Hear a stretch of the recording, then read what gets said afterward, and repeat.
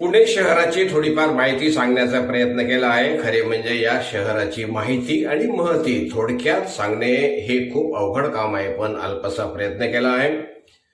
नमस्कार, मी रमेश. आजचा प्रमुख विषय आहे पुणे शहर. हे शहर एकदा पाहिले की कोणालाही या शहरामध्ये राहण्याची आणि तेथे काम करण्याची इच्छा होते. या शहराची लोकसंख्या 7 दशलक्ष आणि प्रमुख भाषा मराठी, हिंदी, इंग्रजी या आहेत. या शहराला विद्येचे बाहेरघर देखील म्हणतात. एसटीचे एकमेव कर्मचारी प्रशिक्षण केंद्र हे पुण्यात भोसरी येथे आहे. मुंबईनंतर पुणे हे महाराष्ट्र राज्यातील दुसऱ्या क्रमांकाचे मोठे शहर आहे. आर्थिक आणि औद्योगिक वाढीच्या दृष्टीने हे महत्वाचे शहर आहे. एकेकाळी मराठा साम्राज्याच्या सत्तेचे केंद्र असलेल्या पुण्याच्या समृद्ध ऐतिहासिक